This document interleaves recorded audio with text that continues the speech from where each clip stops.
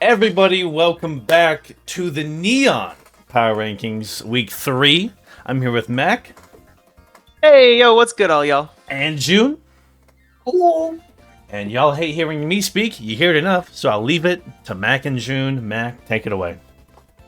Okay, so, again, we're starting from the bottom, going up to the top, just like preseason PRs.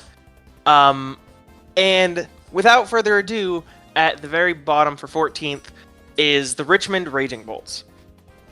Now, they were last pre-PRs and are still last now. And a lot of the team issues are still pretty prevalent. There haven't been any trades so far, like active trades so far for this going into week 2. So the team issues, they're still really all the same of Dragapult isn't great supported. There's kind of the bulk here doesn't synergize super well. And going to the games, you get 2 losses, which is rough, but a 6-0 and a 5-0. Which is, and the only mod on your team with a kill, you have a Dragapult and an Urshifu Single Strike and a Galarian Moltres, and the only one on the team with a kill is Rotom Wash, which is interesting. Going into just play of first week, you went up against Kowtow, who has a fantastic team. It was a tough matchup for the beginning, but it was rough. That Toad Scroll got so much unnecessary value because you just left in that Deoxys. You left your bulk in against it, and it just was able to take advantage of that. And it was like, it wasn't even like the full combo of screen spore. It was sporing things, swapping out, then setting up screens, then swapping again, which is a lot of turns to like pass around, especially if you get hazards up. But you just let that Toad Scroll get so much of value and was able to spin for free even when you got hazards up. And the Deoxys ended up just kind of being... It ended up being dead weight. It ended up being dead weight, which then slowed your momentum to a screeching halt. And by the time you were able to claw back any of that offensive momentum, you were already so far gone. Going into week 2, you played against the Superior really well with Rotom Wash. You were like really on top of it the entire time, which was super cool to see. So like that Rotom Wash kill is definitely deserved.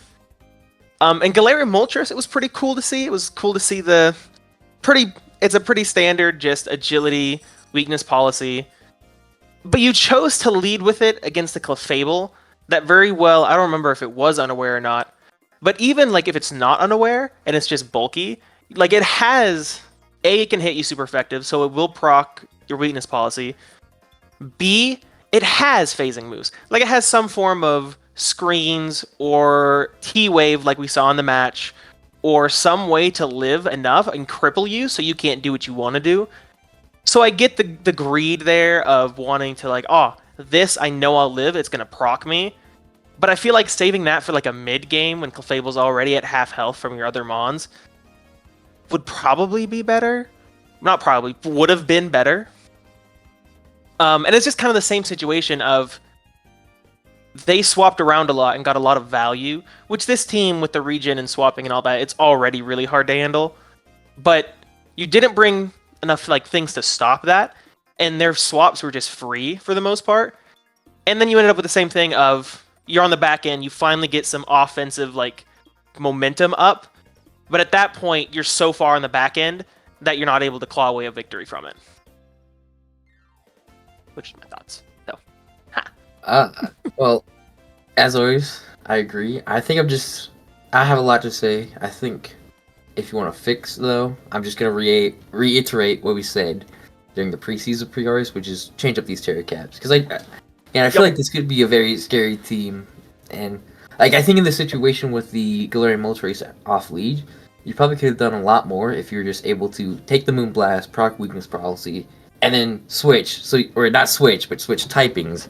So now you resist, and now this Galarian Moltres is a lot more scary. Besides it just getting chipped down by Moonblast.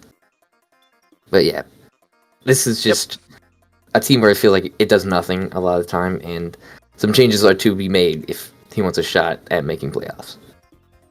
I think momentum would do you very well. More pieces to like swap in and out your offensive threats from your bulk. Something like more glue to put those 2 pieces of your team together would do you a lot of good. Yeah.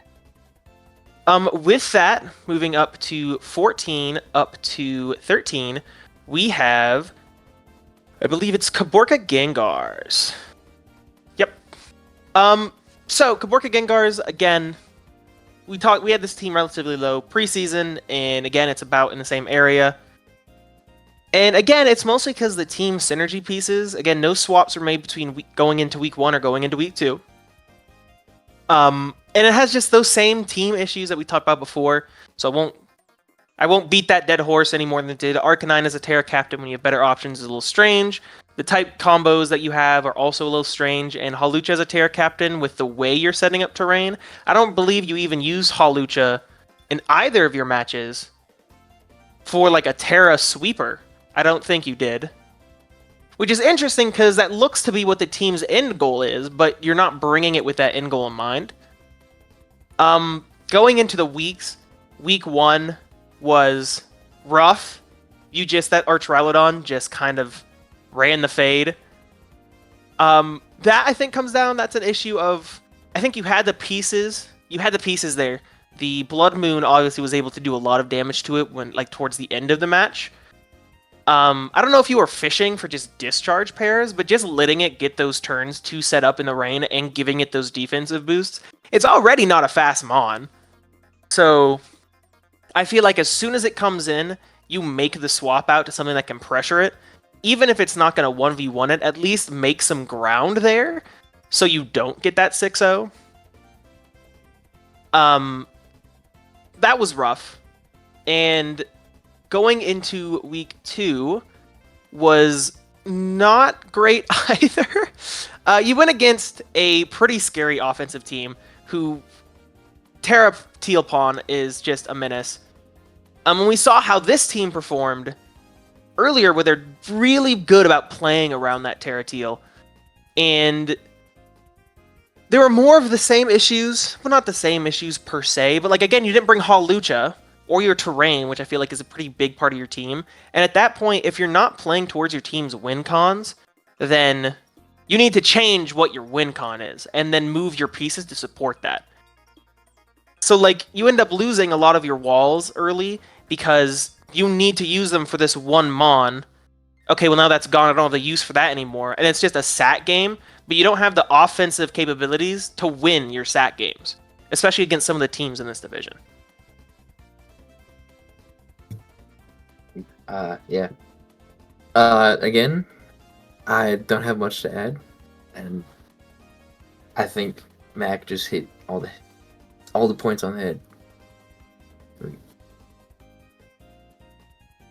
Going next is Ottawa in the 12th spot. Let me make sure my counting is right. Yes, 12th spot.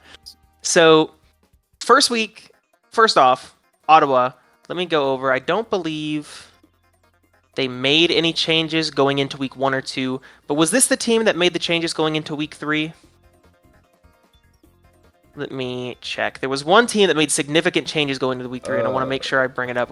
No, I believe it's Carolina. Correct. Yes. Okay. So, team just as it stands, again, no trades. This is another relatively low team on the tier list when we did it originally. And no team changes at all means, again, most of the same issues are here. What's interesting, and I want to bring it up, is that your first week against Boston Bulbasaurs was, for all intents and purposes, it was pretty close. It was a pretty good match. You ended up only losing 1 there. But at the same time, that loss could have definitely been avoided, because you end up at the end game, you basically have it. It's 4 against 1, you just have to deal with the Blaziken, and you have the right pieces to do so. So you have like a Pekarunt, you have a Mandibuzz, you have a Chiyu, and you have a Iron Treads. Between the 4 of those Mons, you have to be able to find a way to stop. You know what Blaziken's going to do. It's going to protect, speed boost, it's going to have like 2 combinations of moves in setup, or it's just going to be 3 combinations of moves and a Life Orb. And you have to have been able to prep for that and sit here and be like, all right, I know what we're doing here. Like, especially with a Mandibuzz. It's just crazy to me that you had 2 of some of the best defensive pieces in the game, especially for the typing you're going up against, and you choke it. And it's rough, and it's probably one of those things that I'm not going to harp on it too bad, because you probably have listen to yourself say this over and over again, so I'm not going to harp on it too bad. But that's just a level to say of your team is lacking that closer. Like, you have these defensive pieces, but if they fall, your offense is so frail and doesn't have any of the pieces necessary to take on something like a speed-boosting Blaziken. Like, you can run Scarf on something and hit something, but that's like Bundle and that's Chiyu's thing. And then we go to week 2, and week 2 was a lot more rough. And you brought the Gallade, which is interesting. When I first went into this replay, I was interested to see the Gallade because it's like, oh, okay, this is your one, physical offensive mon. I want to see what you do with it. And you do Agility, Life Orb, you do typical Gallade things, and it's just not enough. It's just not enough. And we said at the beginning that Gallade as an offensive piece is not going to be enough on its own a lot of the time.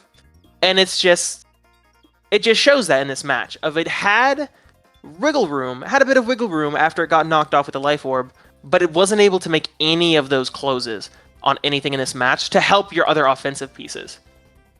I also think Gallade in general, like having that as just agility and then Life Orb, like it's just you're gonna be forced to bring it every week,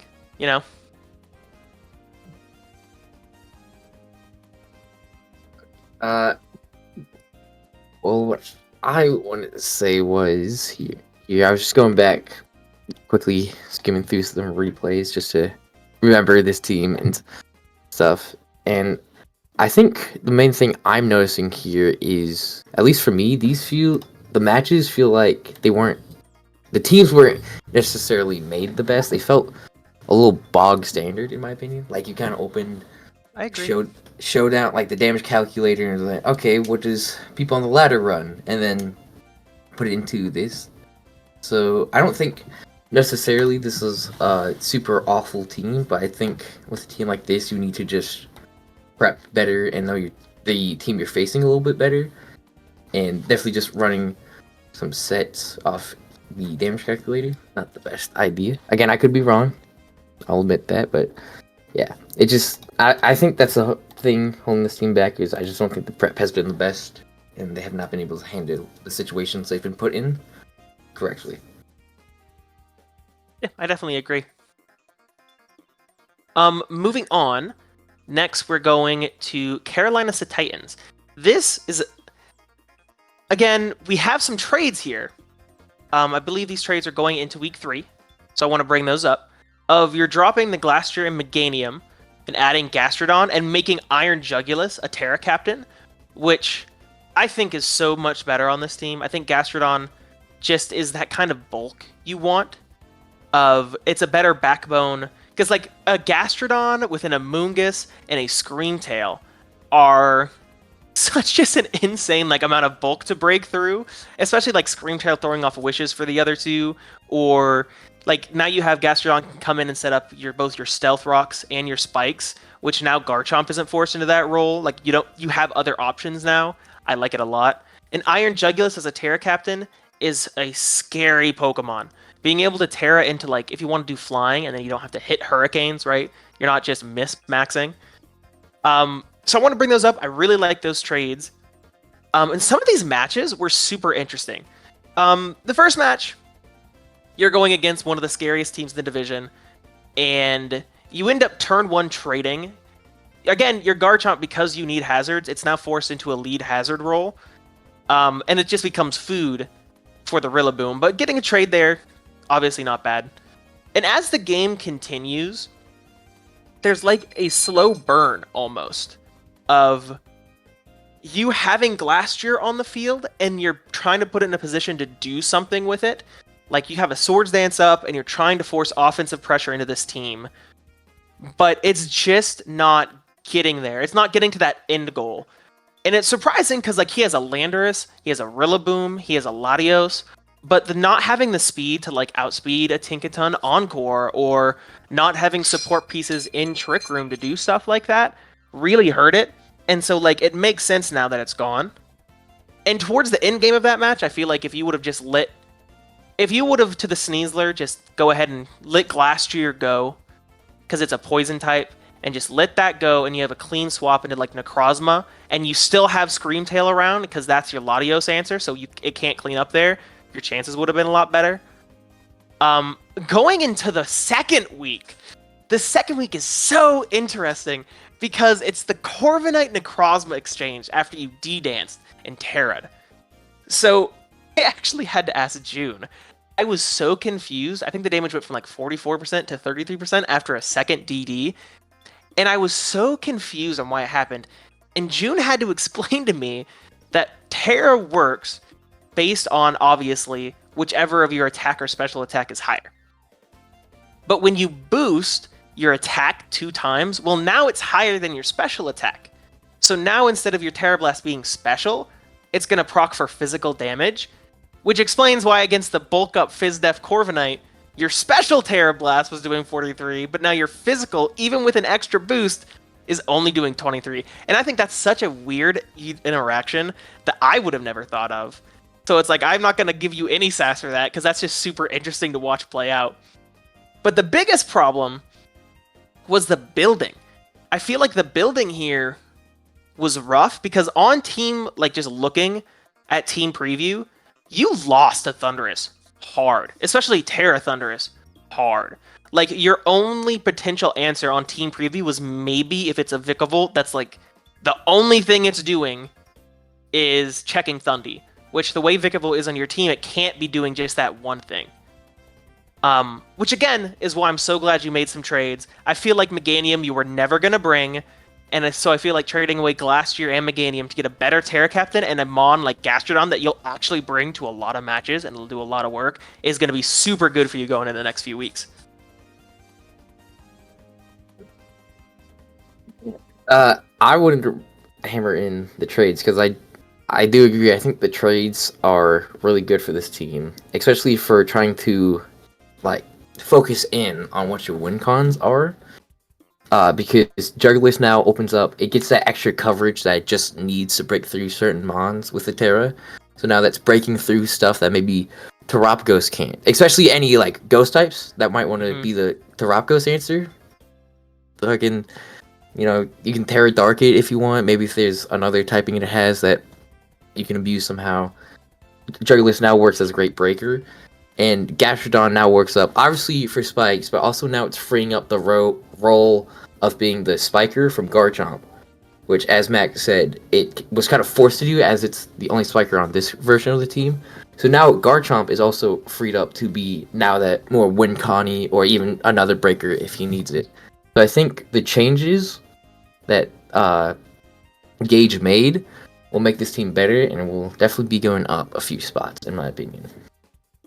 Oh yeah, absolutely. Going next, we have the Uncertain Unknowns, and this team made a bunch of changes. So I want to bring those up first. As this team stood, just on preseason, there was a lot of like weird trick room, not trick room stuff going on, and your Terra Captains were good, but like Skeledirge and Espathra did different things for your win cons, which was fine, but weird. But you ended up dropping Espathra, Skeledirge, Articuno, Noivern, and Toxapex. And you picked up Iron Moth, Tentacruel, Bronzong, Mimikyu, and Frostlass, with Terra Captains of Iron Moth and Heatran. First off, in your battles for the week, you ended up losing hard to Hazards, especially on week 2 against that Quillfish. So Tentacruel coming, and it's now a Grounded Poison that's also a spinner, is kind of... It's making the Toxapex and what it did on your team just a little bit more valuable. While you still have, like, your offensive pieces, you still have Iron Moth Terra, which is so terrifying, and you still have your bulky Heatran that now with Terra can be an answer to a lot more things. So you're not losing a whole lot, but you're gaining a bunch. And like Frostlass, Suicide Spiker lead is pretty good. Bronzong is a great, just like, you need any kind of Pokemon checked for the most part. It covers so many holes in a team. Like, it's the perfect little, I need a 6-mon, I'm kind of a little weak to these couple things. Alright, I'm going to slap in Bronzong, and then that's going to be my glue holding this team together. And you can just do that every week, and do that every week well. And then I already brushed on a little bit, going into week 1 and 2, there's a common theme of your enemy gets up hazards against your really bulky team. And now it's, alright, now I'm losing to hazards, or I just have a bunch of boots on things that, like, maybe I don't want to run boots on this. Maybe I want to run some more offensive items. But because teams are seeing you have no removal and then clicking hazards into you, you know you have to bring boots. And in both of these weeks, you don't bring a bunch of boots, and it really ends up hurting you. Like in the first week, rough matchup, your Keldeo and Terrathundi, they're getting everything chipped down with just those 2 layers of spikes to just get everything in range to where they can just clean up the game.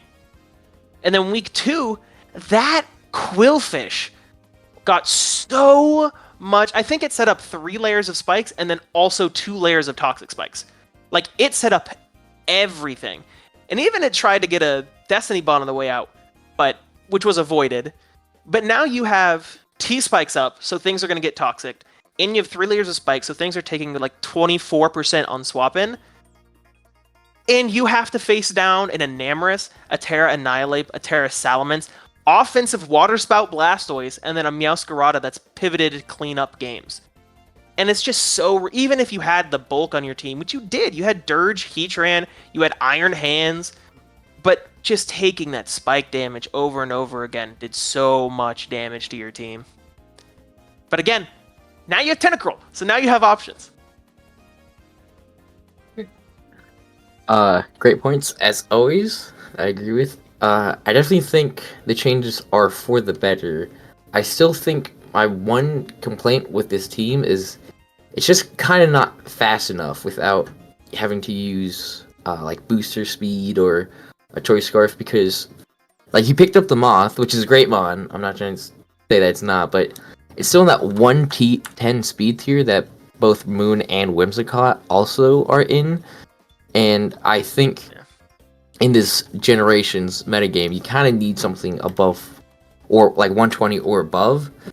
And I think a lot of other people recognize that. And I guess I still think it faces a little bit of an issue of once something gets going against this team, it might be a little hard to stop, again, without being forced to maybe use your booster a little early or locking yourself into something you might not want to lock yourself into. But a positive with this team and some of the trades is, I know Trick Room isn't the best in singles, but you did help make the Trick Room part of this team, if you want to use it, a lot better with Bronzong and Mimikyu, who in my opinion are 2 of the better Trick Room setters if you want to use that. I agree. So, and I think Mimikyu can use it itself to abuse it, and it can get out to guys like Brian Hands and Ursaluna to win games. So I think this is a case of like 2 steps forward, maybe not 1 step back, but you're still being held back by some of the issues you still had. Going on next, we're finally out of double digits. We're going into the Melbourne Metronomers. Melbourne Metronomers. Ha! Which personally, so going into, I believe it was from week 1 going into week 2, you made a couple trades. You made Venusaur and Rotom Fan, you swapped them out for a Hydrapple, which really helps with the ground weakness, and it's an actual grass type that wants to be taking those earthquakes. And then you picked up our advice of swapping the one Rotom for the Rotom Frost, and then keeping Terra on it, which you love to see. And from there, I think it's not one of those big, huge changes on the team, but 2 things that are going to make games a lot easier. And you can see that from your week 1 match, you end up losing both weeks, but I would say your week 2 match ends up being a lot closer, especially against the team that's coming off hot mentally from a 6-0, than your week 1 match. Where your week 1 match, it was rough. This is the match where Cornerstone just got so much value, and Ting Lu ended up getting a lot of value here, and it's just... It was an interesting match to see, because you could definitely see the idea there of you could come out of this with a win. I feel like some of the problems they were building, like if you're fighting a sturdy mon like Cornerpon instead of Icicle Crash, even though it got you those flinches, which is massive, still in building in hindsight, I'd say bring Icicle Spear. Bring Icicle Spear, then you don't have to worry about sturdy, and you can just click Icicle Spear if you're DD'd, and even 3 hits is going to kill this Grassmon. And now if he sees you have Icicle Spear, or if you just hold it back, you either catch it by surprise and kill it, and then even if you trade Cornerstone for Baxcalibur, that's huge value. Or Cornerstone now has to think, do I choose to lose my Sturdy and Terra to beat this, or do I have to find another answer within my team? And Greninja, I don't know why you have Terra Greninja. I don't know why you wouldn't bring Battle Bond, especially with the like backs coming in and having the bulk you need to get something really close. I feel like there's no reason not to bring, especially with Terra Greninja. There's no reason to not ever bring Battle Bond. So that was iffy, but again, close. You could have come up with that with a win, knock on wood, because of some Jirachi shenanigans. But going into week 2, I think you ended up paying the price. I'll be the first to say, I think you ended up paying the price the hacks you got on week 1 going into week 2, only a little bit. But a fantastic game from both parties. I mean, it was back and forth the entire time. Trades were happening. There was momentum from he picks up a kill, I pick up a kill, and this back and forth until about end of the mid game where the rain starts to stack up in value and you start losing your ground. Obviously, turn 1 misplay of forgetting Mold Breaker is a thing on Excadrill and leaving your Levitate Mon that's weak to ground in against it. Especially when you have Hydrapple in the back. And then leaving Hydrapple in, which is your bulky water resist for the week. You're leaving it in against the one water type that can hit you for super effective. A little rough. But like, otherwise, I love to see these games. They're super close. You obviously have an idea of how your team is like working, and you're putting those pieces together week by week, and you're making substantial value on that part, which I love to see. Yeah, the thing I wanted to highlight, and I think is just important to say right now, is I think with these last couple of teams, and especially with this one, I think Bup can still definitely make playoffs with this team. This team put this at number 4 in the preseason power rankings for a reason. This is a disgusting team, and the changes to be made can be better. All I want to say, especially as a close friend of Bup, is just don't let these losses affect you too negatively. And I think if he's able to keep his head high and just put his best foot forward, I think this is a playoff team. Easy. Oh, yeah, absolutely. This team has such a great potential of as soon... There's going to be that week where you can see that I understand it now. And all of a sudden, the pieces are in place, and this team just starts claiming lives of, I know exactly what I'm doing, the team is put together exactly how I need, and you're making those plays. And again, within Neon, that's the goal, right? Like, you are here, and you might be at the bottom, but you have so much room for growth, and that's so fun to see every single time. So yes, absolutely. Don't be discouraged. Never that. Never that. Pokemon is fun. Going into next is... We're going into number 8, I believe, and so this is Boston. Boston. Let me take 1 second to gather my thoughts. So, obviously, this team with... It's strange, because this team has Terra Bulbasaur, and it's at 8th. But you did end up picking up a win week 1. This is the one we already went over, where Blaziken. And no knock on wood, that Blaziken, you did what you needed to do in that match. To, like, by the skin of your teeth, you pulled that win out, which I have to applaud. That was well done. You had your win con in the back, you saved it, you protected it, you made sure it was good. And then now it's here and it's doing damage, and it's exactly what you needed to do. Now, going into the trades you've made. You've actually made a few trades from week 2 going into week 3 that are super interesting. So you got rid of Kyurem, Gardevoir, Porygon Z, Wo-Chien, and then the Terra on Bulbasaur. You ended up picking up Manaphy, Tornadus, Dondozo, Entei, and put Terra on Goldengo. I think having... You also, I believe that's Terra Manaphy after the trades from Porygon, if I am correct there. That is correct. Yep. So you have 2 Terra Captains, which, like, so miles better. Like, just miles and miles ahead better. Manaphy, with just it being able to set up and being fat, is, with Terra especially, tearing into a type that resists a certain Mon in a matchup till you have that opportunity to set up. Fantastic. Gold Dingo now has the opportunity to not just be my hazards are here to stay and kind of be that middle ground in between your hazard mons and some of your offensive pieces. Now you can do Terra Steel choice specs and just blow things up. Like fully and totally just blow things up. Or because of the natural bulk you have in Recover, you can Terra out of some of those type matchup disadvantages, and now you're still that bulky. You can't defog, and I'm still here and I'm a problem you have to deal with, which I like a lot. Torn on this team is interesting. There's some utility there that I can see coming into play. I'm not the hugest fan of Tornadus as a Pokemon. I feel like what it offers is really just Prankster Tailwind or maybe some Prankster Anti-Weather, like coming into a Sun team, clicking Rain Dance or something like that. And that's okay. I mean, Tailwind isn't bad on this team. Something like Orgerpon or Entei would love some Tailwind. But I don't think Tailwind is the most reliable in singles to use. Dondozo is fat. He's just the fat water type with Unaware, which is kind of nice on this team because, I mean, you already have Clodsire. More I think about it, Dondozo is also a weird pick. I see why it's here, just more bulk for your hazard stacking and forcing things out. And I believe Dozo gets like Dragon Tail, so like, it's okay. But the shoutouts of the Terra Captain changes are so massive. Going into your week matchups, again, that first week, and second week was going up against Icirrus, which I think personally was a rough matchup. Icirrus, anyone going into Icirrus's team is a rough matchup, to be fair.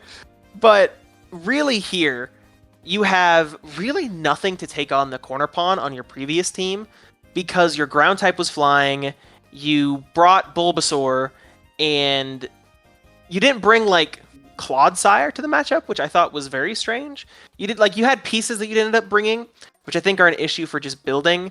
And you also, again, you brought Bulbasaur, and you swapped it on a Serena. So the thought there is probably, okay, well, this is to kind of take on Serena a little bit if it tries to click Grass-type moves against me, which you're not super weak to. And then instead of bringing it with Eviolite, bring it with Black Sludge, and it's like, it's not bulky to live anything with it. Like, maybe a couple things you can manage with Eviolite, but, like, it's just a wasted slot. And if you brought it for the memes, you brought it for the memes. But, like, at the end of the day, it's a wasted slot when you could have put something better. And then you also did Kelpsy Berry Trick from Porygon into Tinglu. And this is after your Terra Porygon Z had a special attack boost entering for you to do stuff with.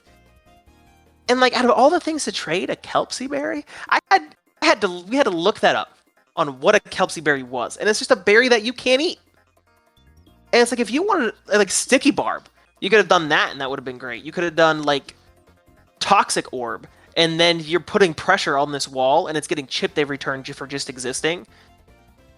So again, it's like a lot of building errors, and the game didn't last long enough because you were just really Cornerstone week to really be like, all right, there are some big play errors too. But the building was just super questionable. Yeah. Again, I think Mac was on with the changes. I agree. I think Dondozo is a little weird to add to this team because, okay, you want an Unaware Mon. Well, you have Clodsire. You can do that job. Oh, well, I need a more bulky water. Well, Manaphy can also tend to do that and get a little bit more progress going with, like, Take Heart or Tail Glow sets. So, I really don't know what Dozo's doing here. If I had to make a suggestion, I think this team still suffers from the fact it doesn't have something, again, in that 120 speed tier. So it's going to be reliant on Scarf Mons or, like, Orgerpon clicking Trailblaze or turn for Blaziken to, like, speed boost up, which all can be exploited by good opponents. So if I just had to make a suggestion for a trade, it's swapping out Dondozo and probably Tornadus for something a little bit more speed. But I think the changes did make this team better. I think it kept the identity of being this hazard stacking team while pushing forward some mons that can really take advantage of the hazards being set up. Yep, definitely agree. Moving next is now at 7th, we have King Keldeos. And this team, just off the bat, just again off team preview, there was a change made. and it was dropping Azelf and Torracat and picking up Arcanine Hisuian. Which, as if this team already didn't have nukes of Pokemon just sitting on the roster, ready to pop off at any given moment. The offense on this team is just so scary. Especially now that Hisuian Arcanine is here, and it's going to be put in a role of where you're probably going to run it Bandit or Scarf every week, and it's one of those Mons that just comes in, clicks one of its buttons, and is forcing progress through just raw damage, which is nice for things that require a little bit more setting up on your team, like Gouging Fire, or potentially Great Tusk, or Lycanroc. And then obviously Orgerpon Teal has shown that it's super expensive, it's 70 Terra points, but you've shown why it's that strong. Doing like over half, or about half, to a Tornadus Therian with a Grass type move is so impressive for a showing for a Pokemon. And going right into the first week matches, your first week was an incredible match. Just back and forth the entire time for both opponents was an incredible match. And for you specifically, you used that Umbreon so well. That Umbreon was such a pivotal piece for you, coming on its bulk and being able to get safe swaps into other pieces to force progression. Like, the Umbreon didn't really ever overstay its welcome on the field. It came in, did a very specific job it needed to do, and then swapped out into something else. I think they mentioned this in the live comm as well, of if you're going to bring Sash, Lead, Lycanroc, Dusk, you should probably bring Endeavor on it. I mean, at that point, then that's just more value, and otherwise, Lycanroc really just set up Stealth Rocks and died in this match. Otherwise, the only other comment I have for this match specifically is, and again, it's like, it came down to just a couple things, so it's so hard to be like, oh, this happened and this happened, but like, the in-sack game was interesting, of how you maneuvered your pieces around Hoopa. Because, like, you at this point, it's Terra Hoopa, you know it's going to have Trick Room, right? That's Terra Hoopa's whole thing, is that it's going to have Trick Room to come in and just pick up kills. And you're at the end game now to where you have damage on it, but it's going to live a lot of moves, so you need to somehow force it in a position where maybe it can pick up a kill, but then you trade for it, which it really comes down to how well can I work around Trick Room. That was interesting to see. I think certain different plays could have been made, but at the time of playing, you made a lot of fantastic decisions that made the game so close. Like, one turn of difference and you won that game, which is so impressive against just the bulk you had to overcome. Going into week 2, this is another match where Terra Orgerpon Teal just shows how strong of a mon it is. Like, it shows up, it does Choice Band with Speed Boost, and it just hits things. I believe, I'm trying to get to it right now, I believe there was some damage number against a Zapdos that I called out of. That's crazy. It did exactly 50 to Zapdos. Yeah, doing 50 to a Zapdos. You doing like half, like on the dot half to all of these bulky flying type mons is insane. Like, that's just so insane. And then otherwise, that was your match. Is your offensive threats came in, they hit things really hard, and then you had the pivotal options to be like, all right, move here, and then move back into an offensive threat in a better position. It's so well done. I really always look forward to watching these matches, and especially Hisuian Arcanine is such a threatening Pokemon, and I'm so excited to see it be used alongside Terra Orgerpon Teal and Gouging Fire. Especially with Hisuian Zoroark disguising its fighting medias. These matches are going to be fantastic for the rest of the season. I think another reason why Hisuian Arcanine was a pretty good pick is it alleviates Dusk from being Rocker. Like, I know Tusk is there. I think Beast's been using, it's been using Tusk as a more offensive piece these last couple of weeks. So obviously, not everyone thinks of this. Everyone thinks of the Scarf, Band, Rockhead stuff. But I think it can also just make for pretty good rocker, like I said, and just helps alleviate some of the pressure. I think it also helps in the form of giving you E-Speed, which just gives you another form of priority, which your team really did lack. So if Amon is able to set up their speed and just start going, your team had a little bit of time to stop it. So again, I think overall these changes help the team, and like Bax said, this just makes this already terrifyingly offensive team just that more offensive and that more terrifying to try and prep for. Yep. Absolutely. Going on to now 6. Now we're at the point where we're starting to get into the, as of week 2, undefeated teams. And from here, for the most, it was super hard to be like, if all these teams are undefeated and there's numbers in diff obviously different, and it's really hard to place them sequentially from 6 to 1. But no, if you're within these top 6, fantastic job these first 2 weeks. Impressive showing. Your matches have been really fun to watch, I would say personally.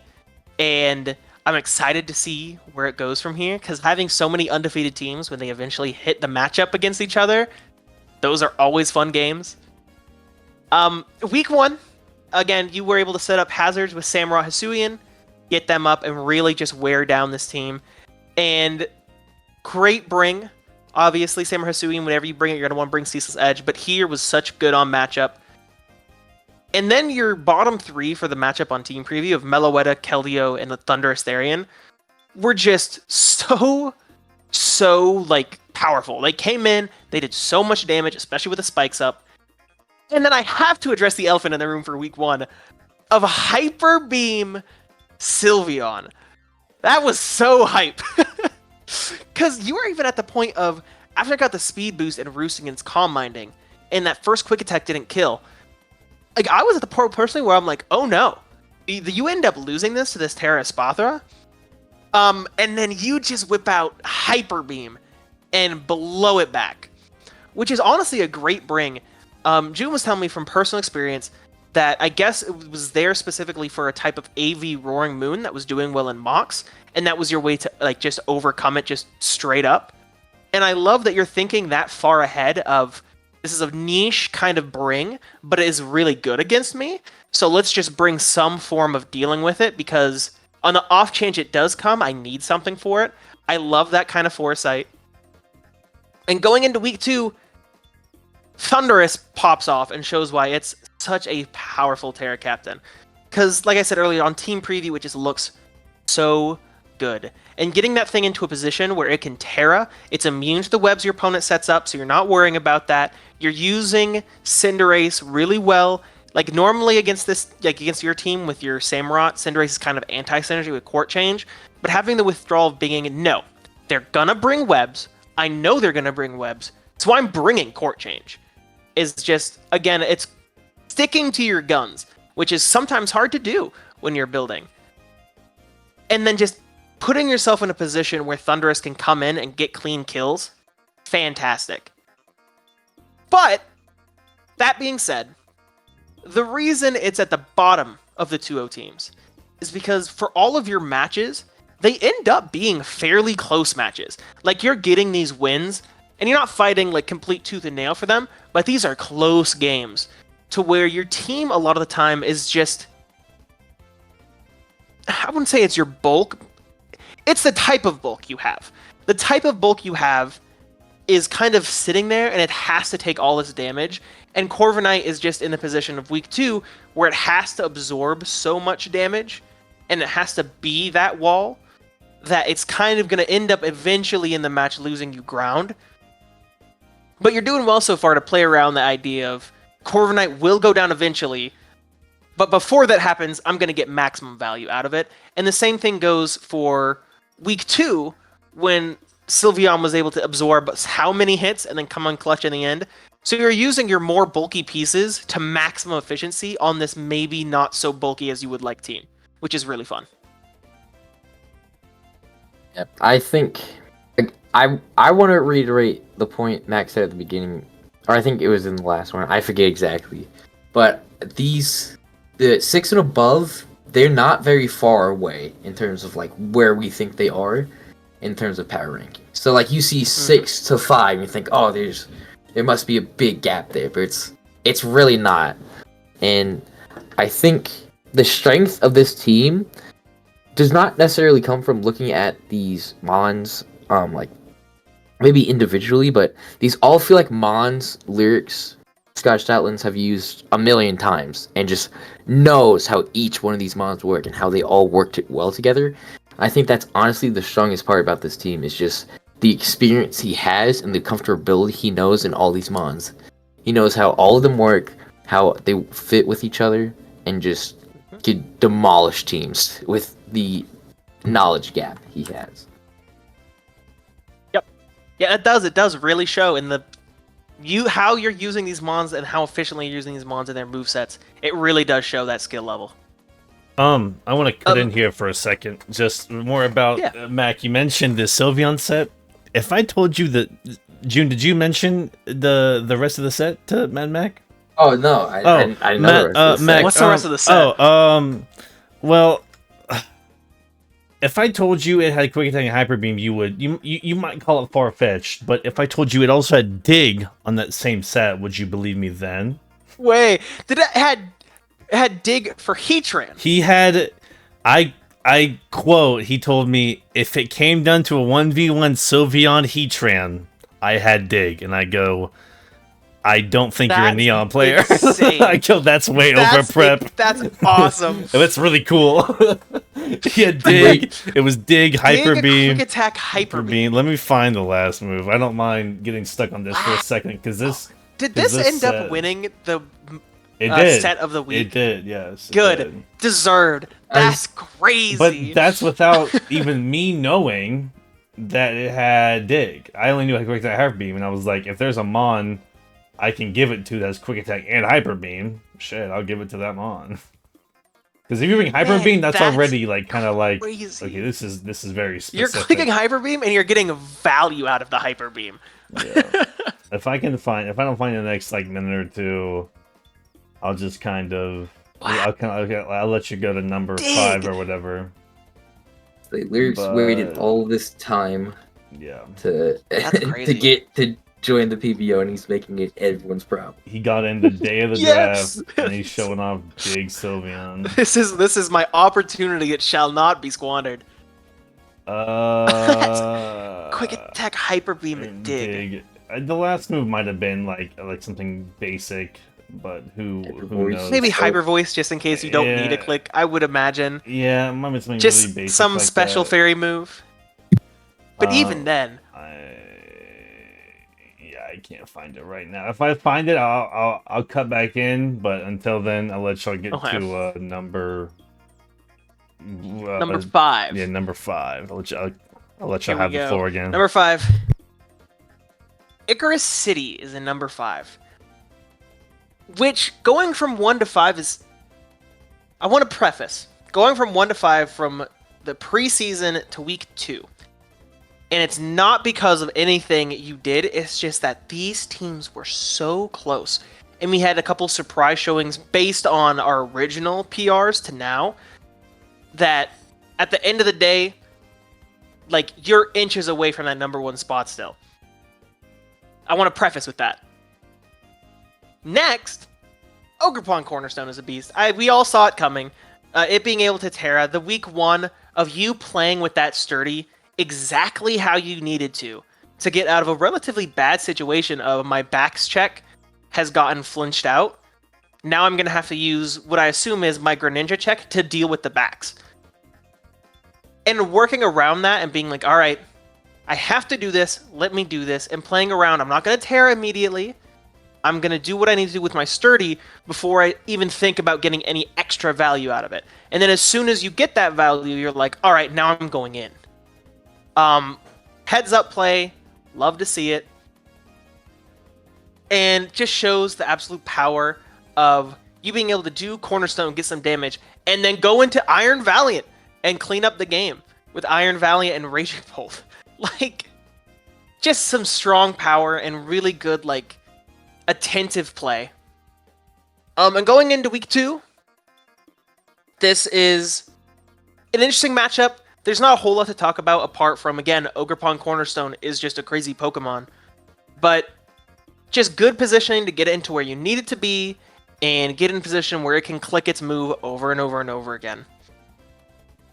Continuing on, this team in general, there have been no changes made. I don't think this team needs any changes other than, like, Crocalor, but again, I don't think Crocalor is ever going to come. It's kind of just sitting there to fill up the point limit. But, like, the other 9 Pokemon... really good, really strong. They're really showing in each of the games why they're here and why they're valuable on the team. So Jirachi, even though the first week it ended up getting flinched out, the having Flash Cannon over Ironhead, so you don't proc the Glamora, or going into week 2 and having Moltres here, because you know you're going to need a Moltres because there's a Blaziken on there. Even if you technically have other bulky pieces like Slowking, you're aware of what your Mons can and can't do compared to each other, which is really, really good to see.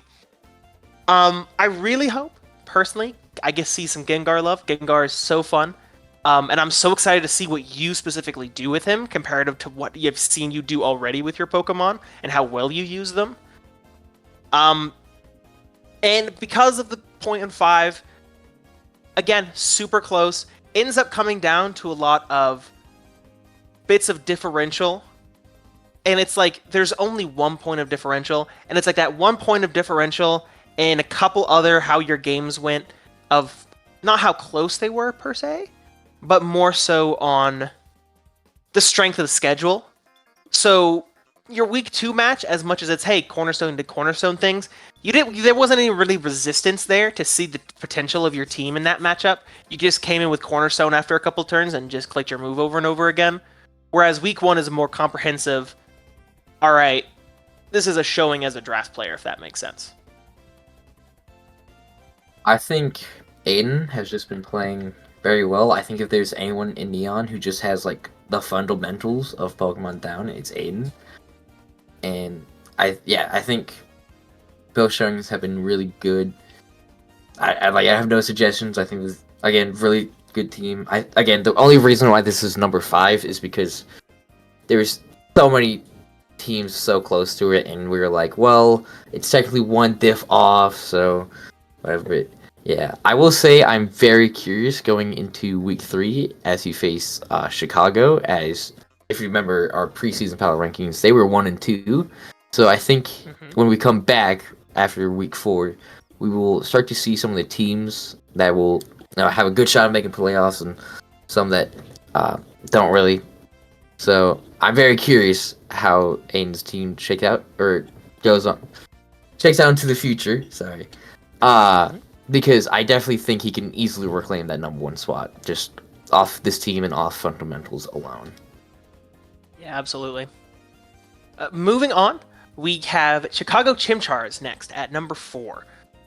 Again, scary Sneasel team, no trades were made. I believe... No trades were made. But again, this is another team that, like, it doesn't really need those trades.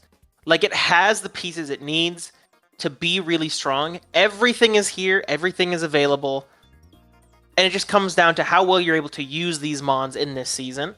Maybe make some comfort picks down the line or whatever, but as it stands, you have every piece you need to succeed, and that's what you've been showing off. Of that, your week 1 and week 2 matches, you've been shown that this team is a threat, and this team is exactly what is like playoff material. It's like week 1, you're here of Rillaboom just picking up that it's a lead, you know Garchomp is going to lead, or I assume you know Garchomp is going to lead, so you have a defense boost for an offensive Garchomp. You get an SD up, and then now you're in a position to where I'm going to start taking things with me. But you knew, even though you were technically in a strong position, you didn't use your Terra unnecessarily. You did exactly what you needed to do, and then just kept your Terra safe in the back for Landorus, which ends up putting so much value in this game for you. It just, believe it was Terra flying, of just hitting things with Terra Blast, one-shotting Urshifu Rapid Strike to get that out of the way, and then end up going into, like, your Tinkaton with Encore and Thunder Wave of just really hard phasing your opponent out to prevent any scary mon from setting up. Latios sitting here, and I believe at the end it was Scarf Lati, I believe, is what it ended up being, which is so interesting to see, and it ended up being so good for you in the end game to clean up. Palafin, threat, huge threat, like obviously huge threat. Sneasler coming in and hitting Dire Claw is crazy. Before this match, I didn't realize Dire Claw was a clickable move. But it's put in the work. It got unbanned, yeah, this past season. Yeah. It put in some work. And it went out, it got a trade on Screamtail, which was a bulky mon you needed to get rid of for Latios, and then chunked that Necrozma, which was another super scary setup threat. And then going into week 2, you're in a position to where now the team before you had a really scary, has really scary of Chi-Yu, Iron Bundle, Iron Bundle specifically clicking Freeze Dry into your bulky water. Like, it's a scary mon to go up against. And you played around those offensive pieces so perfectly. You did every piece that you needed to do to force pressure. And Palafin did Palafin things. I mean, Palafin comes in and it clicks a move and it's doing... I mean, Pekarunt obviously is not taking a shit ton, but like the fact that I need to have this Palafin out and it's going to force progress every time, and you're using it in a way, you're forcing progress, while at the same time bringing in offensive threats to continue that progress. You've done it both weeks now, and it's both times with different mons. It's super impressive. And you bring Taunt on your Swords Dance Landorus because you don't want to get hit by like foul play, or you don't want to get poisoned. Like, you're bringing all of these these almost niche pieces to where, like, you can tell these aren't smogon sets. These are, you're taking time, you're looking over the matchup, you're saying this looks really good, you're testing it out, you're going, okay, this looks good, I'll bring this for this specific interaction, and it'll be even better. And then you're going into those games and you're performing with this team how it's supposed to perform, and you're just, it's such an oppressive showing from a team that already, based on matchup, is so oppressive. Yeah, I think this team, like Max been saying, is just so scary. I generally don't think there's a team that can really put a stop to just the amount of mons and the amount of damage Chicago can throw out. I think the only knock I could ever have against this team is, as we look down at the stats, we already see that you have only brought 6 mons each week, which, to be fair, 6 mons did great in their match and did everything they needed you to do. But I think as we go into these next couple of weeks and you have some stronger opponents, I feel like what we kind of thought at the beginning of this team being a little bit one note might come to rear its ugly head, as I think someone down the line is going to figure out what to do to stop this team, and once that gets figured out, I think other people will start taking notes. But until then, this team looks nigh unstoppable. Oh yeah, I agree. Going into third, I alluded to it a little bit earlier, but there were some impressive showings from people we originally had at more of a middling position on preseason that have been boosted up. First of which, in third place, is the Krooks. Now, at the beginning of the season, we kind of put a damper of saying, this is a rain team. Rain teams already have a natural cap on them, and this isn't like a crazy rain team, right? It has a couple pieces that could be better. And then week 1, you got a 6-0 with it. And it just goes to show the power of rain is such a strong condition against those who don't not properly prep for it, but who underestimate just how oppressive it can be if you're not prepared. And you showed that with full force of saying, here's my rain, I have my abusers out, and I'm going to use them to their max potential. And you sat here in front of the Zapdos, and you just stacked up Ursaluna, and you just made the call, which is the correct call, of sitting in there at some point being like, all right, I'm going to keep getting value until I die, because you're letting me get this value. Which led to you just being in a position of where you have all those defense boosts, you have all those electroshock boosts, and you're just able to clean up the game. I will admit that's not like a great team showing, that's a great Ursaluna and Rain showing, but then you get to your second week, and now this is where you're starting to get these matches, especially after the first week. I guarantee people noticed of, all right, this is a scary Rain team. I have to make sure I'm prepped against it. And you kind of change if you're not full Rain, you have Okidogi and Excadrill, but you're making so much value with these pieces and forcing progress outside of Rain that by the time you get into Rain, there are enough pieces gone to where your mons are able to come in and do damage here. All right, Barraskewda's out, now I'm going to pick up some values, pick up some kills. All right, now I have these other pieces I brought even outside of Rain that I'm going to function with. And you're making the most of these opportunities of Excadrill. It's like, okay, I could get hit by a Blizzard, but I could also get rid of this Rotom Wash. And this Rotom Wash, getting rid of it, would be so valuable for later in the game, just with its bulk, and it being able to swap out and take advantage of the snow in this weather war. And then your Hydrapple, and again, it's like Pelipper, it's like, okay, let me take, even if I risk losing, like it's a weird niche set or a berry or something like that, and staying in, even at the risk of losing my weather, the value of getting rid of this Mon is so high that I'm taking that opportunity. Which is both weeks have been indicative of just, you're making the most of these opportunities to get your rain pivot pieces in and just click buttons and do damage.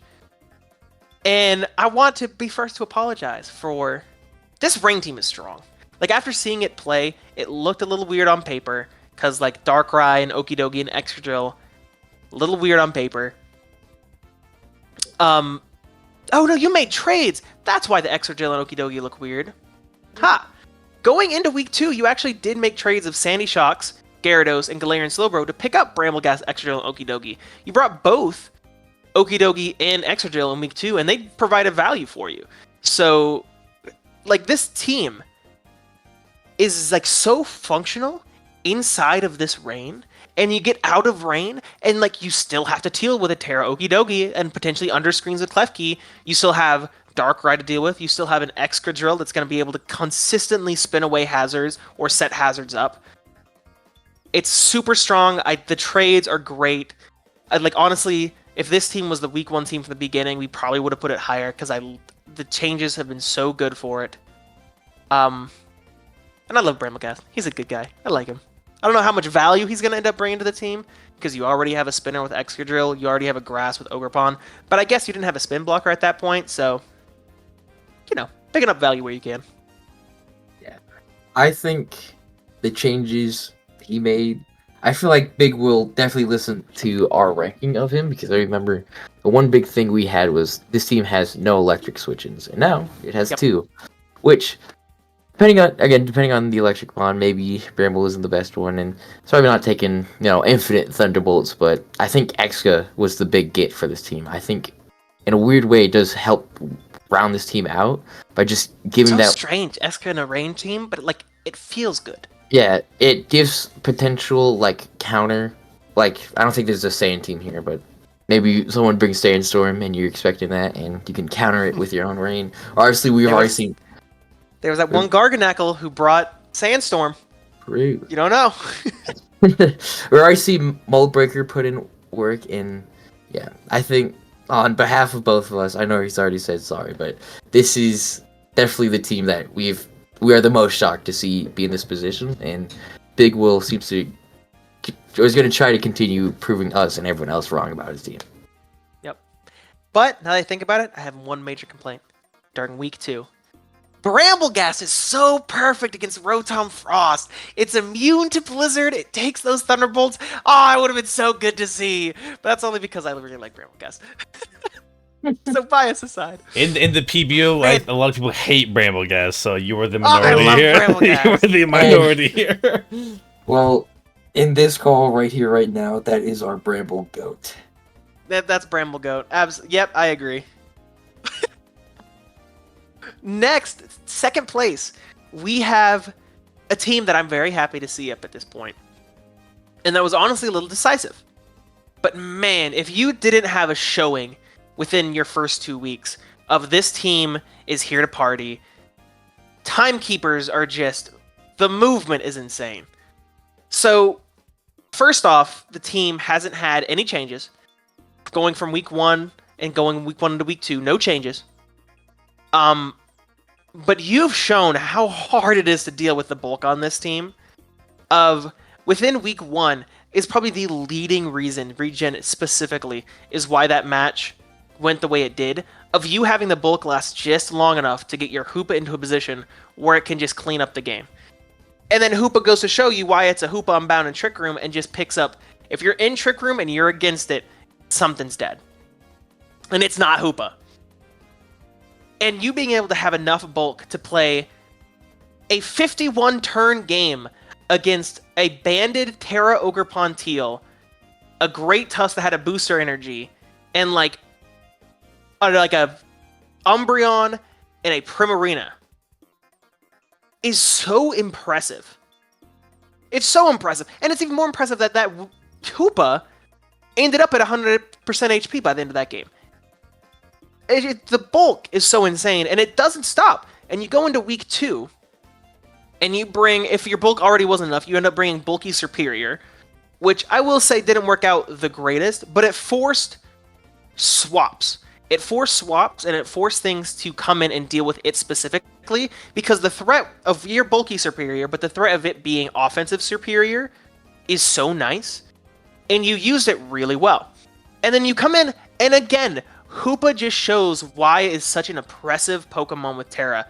I use that word a lot, but really, a lot of these high-tier teams with some of their Terras and offensive pieces, they are just so hell to go into your calculator and be like, I need to deal with this, and your best way to deal with that Pokemon is like, I'm taking 48%, so with leftovers, it's a 3-hit KO technically. And it's just putting your pieces in a position where you're wearing the storm, everything's getting whittled down, you're still healthy. I think at one point that Tornadus in week 2 went from like 6% all the way back up to 100. And then finally you see an opportunity and Hoopa's on the field. And now you're just cleaning up. Plus the nicknames. The nicknames are so good here. Yeah, I know the last team we were apologizing, but this team, I have to personally apologize. When me and Mac were originally making our preseason pre-Rs, I did not think this team was good. Not at all. It definitely had good pieces, but I thought it was a little slow. And I'm definitely being proven wrong. And you know what? I'm happy to admit when I'm wrong. As you've seen, if you've checked the doc and seen any of his matches, Hoopa has been putting in absolutely God's work. And raw numbers. Monkey, I think Monkey has a great understanding of just that moment, you know, to bring it in and like, okay, this is when I go in, and just this team is so bulky, you cannot break it down in the slightest. It's just, now that I've seen it in work, now that I've seen it in play, there's definitely a lot of positives. I missed out on the first time, and this team is just wow, like nothing more than that. It's just, this team is so bulky, and Monkey knows what he's doing. And Monkey knows what he's doing, and yeah, it's gonna be an uphill battle for any team that tries to beat this. And with that, process of elimination, if you hadn't already figured out, number 1 is Kowtow with the Columbus Conkeldurrs. This team is so scary.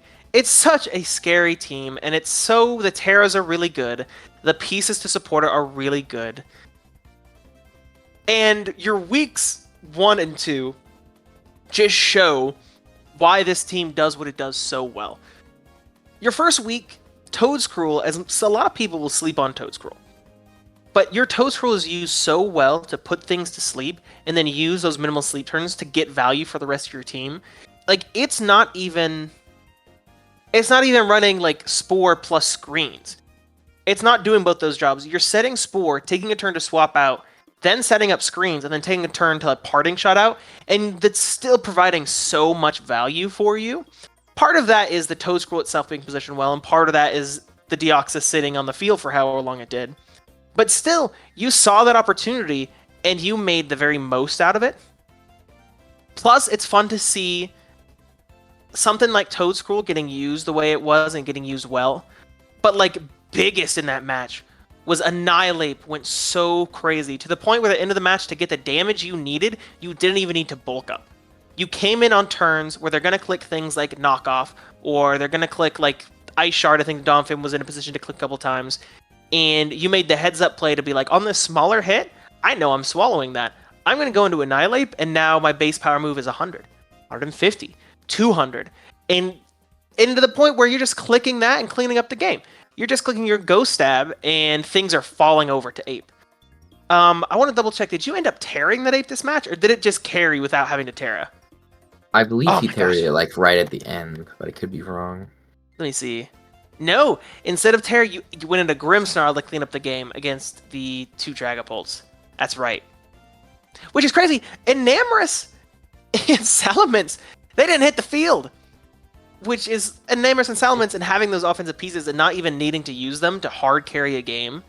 And going into week 2, again, heads-up play of using one of these more, I wouldn't say Quillfish Sui is slept on to any degree, but using a lower tier Mon to get mass amounts of value out, to get all of your hazards set up in a game where hazards are really important, and then Water Spout on Blastoise of all moves, which gives you, again, so much value, and the game from there just kind of goes your way of your hazards you set up in the early game and the value you got in the early game now just makes the rest of it so easy to come in with offensive pieces and just do your damage.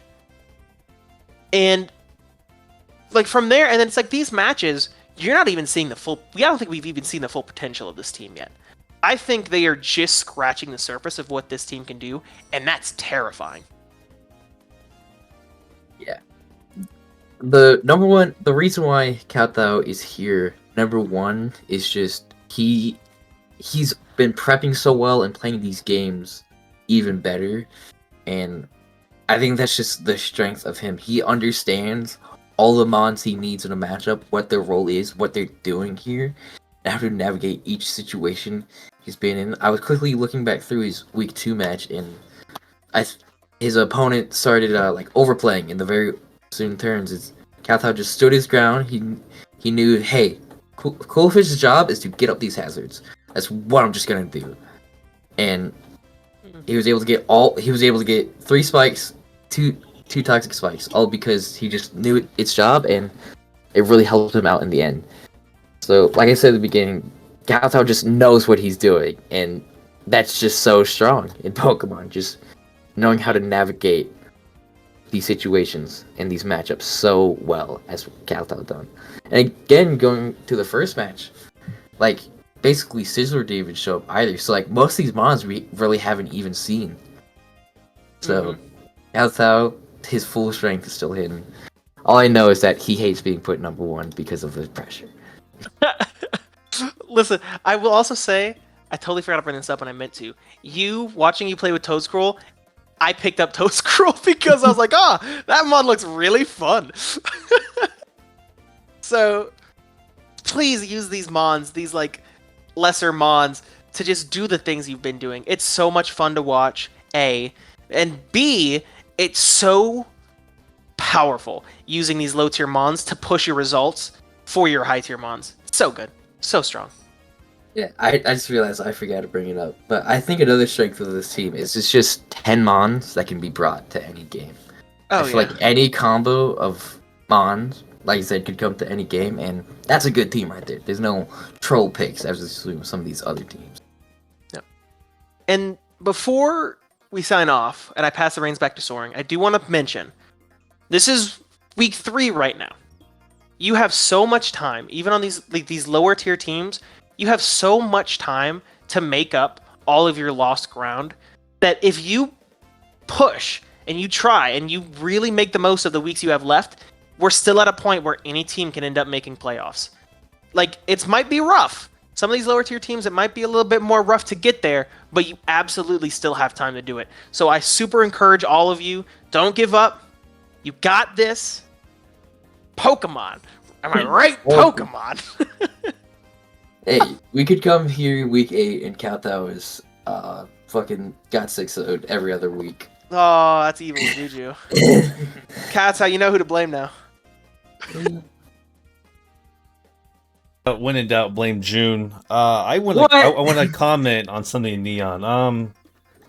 PBO Commish, I'm not saying there's a 4th div being added, but if there was, when I look at Neon and I look at the leaderboards, and I see that 6 teams are 2-0, and the other 6 are, there was a 1-1 team at negative div and the 8th, and the rest are 0-2. Damn, I can't remember the last time we had 6 teams go 2-0, separated by a couple differential points. That's insane. Now, that's a lot. The only fun part is which teams fall off, which teams face each other for these big games, and which games will we... it's do you throw their regular season games to prep for playoffs because you'll be there? Do we see Carolina, Ottawa, Melbourne, uncertain, Caborca, Richmond grind their way back up? Who falls? But ultimately, Neon, This is a great season, no matter what way you look at it. This has been so these 2 weeks have been really fun. Absolutely, Yeah. these matches have been so fun to watch. Having And if you haven't checked out the YouTube and the live comms, they've been so good for Neon. yeah. We've been forced to hear it a million times. Watch the Bee and Monkey match. Yeah, watch the Bee and Monkey match. That's one of the few Yep. matches I've had to put must watch next to because I'm trying to figure out what PBO classics there are, and that's one of them. I'm just happy Neon has finally got committed. Thank you, June. Thank you, Mac. I very appreciate the time, how flexible y'all are to be here. And Friggin' plumbers. yeah, right. I hate Mario and Luigi and the such. Da-da-da-da-da-da. I'm just excited to see what comes of Neon and the rest of them. And the weekly recaps have also been very fun. Love the nicknames. Love the text. Also, speaking of text, Hyper Voice, Quick Attack, Hyper Beam, Dig, and Psychic for the 4th move. Psychic? Psychic. I couldn't tell you what it was for. Psychic, therefore. Iron Hand? But Well, yeah, no. who knows? But with that, Huh. Mac, June, thank you so much. And we will see y'all No in problem. 2 weeks' time. Be there. Absolutely. Bye bye.